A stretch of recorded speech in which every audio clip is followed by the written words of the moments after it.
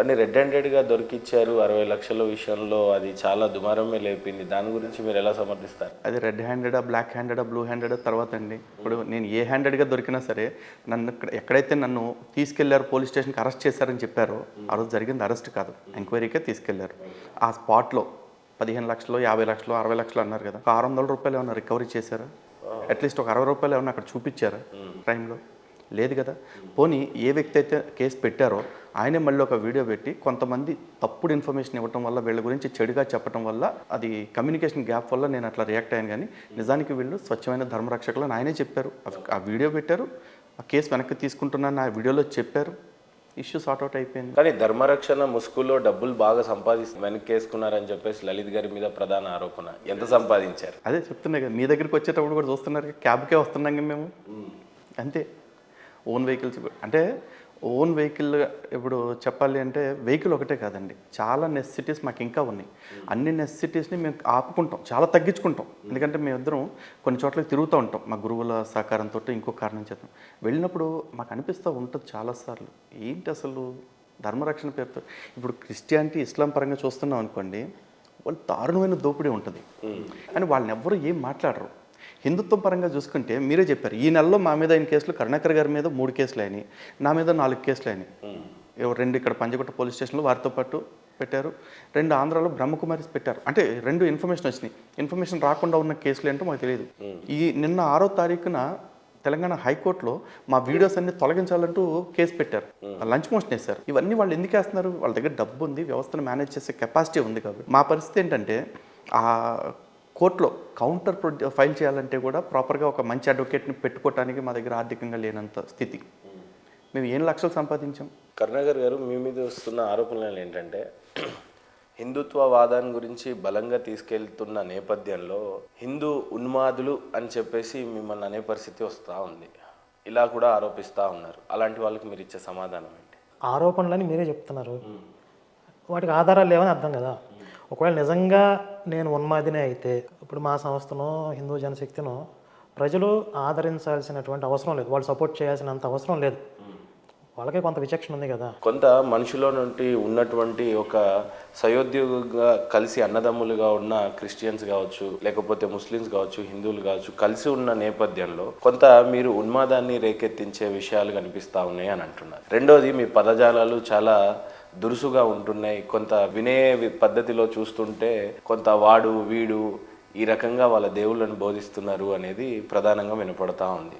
దేవుళ్ళని వాళ్ళు వీళ్ళని సంబోధిస్తూ ఉంటే మన ధర్మం ఇది కాదు కదా చెప్పింది. దేవుళ్ళని ఆ వాడు వీడు అని సంబోధిస్తూ ఉన్నారు మీరు చాలా వీడియోస్. నేను బైబిల్ దేవుడిని కానీ యేసుని కానీ ఎప్పుడు కూడా వాడు వీడు అనలేదు, పాస్టర్లను అంటాను. ఎందుకంటే వాళ్ళు మన దేవుళ్ళ గురించి అసభ్యకరంగా మాట్లాడతారు కాబట్టి వాళ్ళని కూడా మనం గౌరవప్రదంగా అయ్యగారు అమ్మగారు అని మనం అనలేం.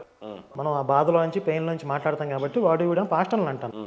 కానీ అంత పెయిన్లో కూడా నేను లిమిట్స్ దాటకుండా, ఒక విశ్వాసానికి సంబంధించిన విషయం కాబట్టి వాళ్ళ దేవుడి గురించి గౌరవప్రదంగానే 99.99% సందర్భాల్లో గౌరవప్రదంగానే ఇంకా మేము తీసిన షార్ట్ ఫిల్మ్ నేనే దేవుడిలో యేసుని గురువు గారు అని సంబోధించాను. నేను గురువు గారు అనాల్సిన అవసరం లేదు. అంటే ఆయనకి చెప్పాల్సినటువంటి కొన్ని విషయాలు చెప్పాను, నా క్యారెక్టర్ పరంగా కొన్ని చెప్పాను, అవి చెప్తూనే మంచి గౌరవప్రదంగా సంబోధించాను తప్ప అవమానించడం అనే లక్ష్యం కాదు. అసలు ఆ షార్ట్ ఫిల్మ్ తీసిన సందర్భం ఏంటి, ఈ బెల్లంపల్లి పాస్టర్ అనేవాడు కనకదుర్గమ్మ అమ్మవారిని దెయ్యంగా చూపిస్తూ ఒక స్కిట్ వేసాడు. అది చూసి మనకి చాలా బాధ కలిగింది. అయితే ఇమీడియట్గా దాన్ని ఉపసంహరించుకుని, ఇవ మా పాస్టర్ చేసిన తప్పు, ఇలాంటి పనులు మళ్ళీ ఇంకా జరగవు అని చెప్పి మీ పాస్టర్లు ఎవరైనా బాధ్యత తీసుకుంటారా అని అడిగాం. మనం ఎవడూ రెస్పాండ్ అవ్వాలి. అందరూ లోపల హాయిగా చూసి ఎంజాయ్ చేశారు, పాస్టర్లు అందరూ ఎంజాయ్ చేశారు. అప్పుడు మరి మన ప్రతిస్పందన రావాల్సిన అవసరం ఉంది. అందుకని నేనే దేవుణ్ణి అనే సినిమా దాని గురించి ఆలోచన చేయడం జరిగింది. ఇప్పుడు గగ్గోలు పెట్టేసి సినిమా తెస్తావా, యేసుని చూపిస్తావా అని అంటున్నారు.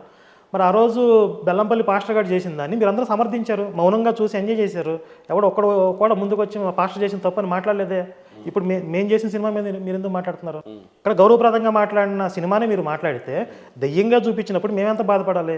ఈ దేశంలో, ఈ రాష్ట్రాలలో, ప్రధానంగా 2 తెలుగు రాష్ట్రాల్లో మంచి ఇంటెలెక్చువల్స్, స్కాలర్స్ ఉన్నారు, ఐఏఎస్లు, ఐపీఎస్లు కూడా ఉన్నారు, మంచి బిజినెస్ మ్యాన్లు కూడా ఉన్నారు. వీళ్ళకి ఎక్కడ హిందుత్వ ప్రాబ్లం లేదు, ధర్మం గురించి చాలా సున్నితమైన విషయం అయినప్పటికీ అసలు ఏమీ జరగనట్టుగా చాలా ప్రశాంతమైన వాతావరణంలో ఉన్నట్టుగా కనపడతా ఉంది.